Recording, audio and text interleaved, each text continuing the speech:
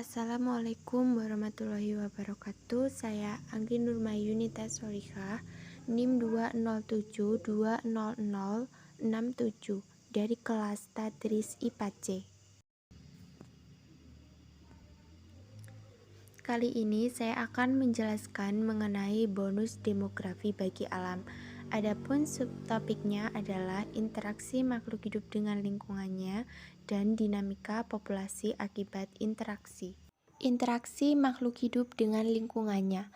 Interaksi makhluk hidup dengan lingkungannya adalah segala pola hubungan timbal balik antara makhluk hidup atau organisme dengan komponen di sekitarnya, baik biotik maupun abiotik. Dinamika populasi akibat interaksi makhluk hidup dengan lingkungannya. Dinamika populasi adalah naik turunnya suatu populasi yang disebabkan oleh berbagai faktor tertentu. Faktor-faktor tersebut antara lain adalah: yang pertama, interaksi predasi atau interaksi antara mangsa dengan predator. Yang kedua, bencana alam berupa gunung meletus, tanah longsor, tsunami, dan lain sebagainya. Yang ketiga, aktivitas manusia berupa penebangan pohon secara ilegal, penggunaan bahan kimia saat mencari ikan, dan lain sebagainya. Interaksi makhluk hidup dengan lingkungan. Pada kesempatan ini saya akan melakukan percobaan interaksi makhluk hidup dengan lingkungannya dan bahannya. Adapun alat dan bahan yang saya butuhkan adalah deterjen, 2 ekor ikan, air, dan juga gelas.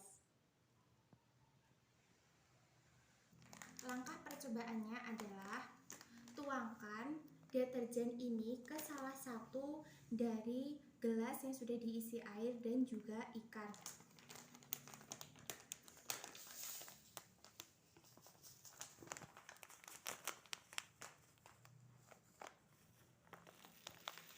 Tunggu beberapa menit.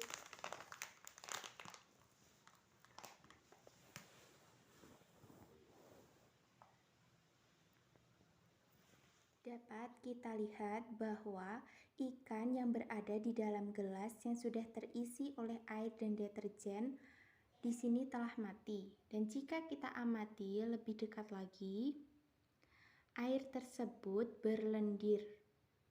Pada gelas yang berikutnya, gelas dengan air murni tanpa campuran bahan kimia sabun tadi di sini masih tetap hidup.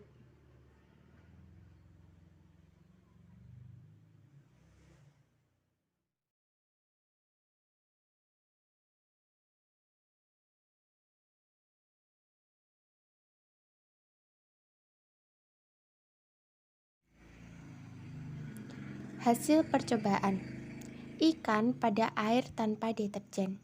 Ikan yang terdapat pada air tanpa deterjen dapat hidup dengan baik. Hal ini disebabkan karena air tempat hidup ikan itu tidak tercemar. Kemudian, ikan pada air yang ditambah dengan deterjen. Ikan yang terdapat pada air yang ditambahkan dengan deterjen mati. Hal ini disebabkan karena air tersebut tercemar oleh deterjen. Selain itu, setelah dilakukan pengamatan setelah percobaan, muncul lendir pada permukaan. Kesimpulan dari hasil praktikum adalah kualitas air sangat berpengaruh pada berlangsungnya interaksi antara ikan dengan air. Jika kualitas air baik, maka ikan juga dapat hidup dengan baik. Namun jika air tersebut tercemar oleh bahan kimia berbahaya, maka hal tersebut dapat menyebabkan ikan mati, sehingga akan berpengaruh juga pada populasi ikan tersebut. Aplikasi interaksi makhluk hidup dengan lingkungannya antara lain adalah interaksi air dengan ikan, interaksi burung dengan pohon, interaksi air dengan tumbuhan, interaksi kaktus dengan air. Penjelasan aplikasi interaksi makhluk hidup dengan lingkungannya. Interaksi air dengan ikan. Ikan dan air saling berinteraksi, di mana ikan tidak dapat hidup tanpa air, Namun, jika air tersebut tercemar, maka ikan akan mati. Yang kedua, interaksi burung dengan pohon. Burung dan pohon saling berinteraksi. Hal tersebut terjadi apabila burung membutuhkan pohon sebagai tempat burung untuk meletakkan sarangnya. Interaksi air dengan tumbuhan.